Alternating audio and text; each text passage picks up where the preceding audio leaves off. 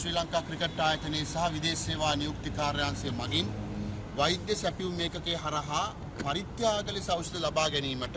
රාජ්‍ය ඖෂධ සංස්ථාවට ලබා දීපු රුපියල් මිලියන 900කට ආසන්න මුදල් ප්‍රමාණයක් රාජ්‍ය ඖෂධ සංස්ථාව සතුව පරිත්‍යාග ලෙස තිබියදී එම මුදල් නැවත ඖෂධ මිලදී ගැනීම සඳහා වෛද්‍ය සැපයුම් ඒකකයේ ඉන්වොයිස් නිකුත් කරලා ලබා ගැනීම හරහා බරපතල ගණනය කළ නොහැකි ආර්ථික හානියක් ආර්ථික අලාභයක් රජයට සිද්ධ වෙච්ච බව මෙම වාර්තාවේ සඳහන් වෙනවා. ඒ කියන්නේ සෞඛ්‍ය අමාත්‍යාංශය, රාජ්‍ය ඖෂධ සංස්ථාව, ඒ වගේම තමයි වෛද්‍ය සැපයුම් ඒකකය මේ කියන බරපතල මූල්‍ය අපරාධයට වගකිව යුතු බව මේ වාර්තාවට අනුව සනාථ වෙනවා.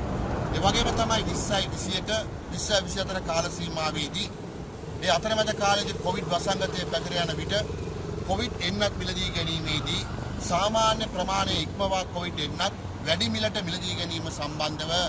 දිගින් දිගටම විගණනය සෞඛ්‍ය අමාත්‍යාංශයෙන් කරුණු විමසද්දී එම තොරතුරු මේ දක්වා ලබා නොදී එම එන්නත් තොගය එන්නත් කුප්පි ලක්ෂ 70ක් ඒ කියන්නේ ඩොලර් මිලියන 70කට අධික ආර්ථික ලාභයක් සිදු කරලා එම කොවිඩ් එන්නත් කල්ලිකුත් වීම නිසා විනාශ කරන්න සිදු වෙලා ඒ නිසා බරපතල ආර්ථික හානියක් රජයට සිද්ධ වෙලා තිබෙනවා. හැබැයි අවාසනාව කියන්නේ අර කොවිඩ් එන්නත් වංචා සම්බන්ධවත් ඒ කොවිඩ් ඖෂධ මිලදී ගැනීම සම්බන්ධව දිගින් දිගටම විගණනය කරුණු විමසද්දී වර්තමාන සෞඛ්‍ය බලධාරීන් මේ තොරතුරු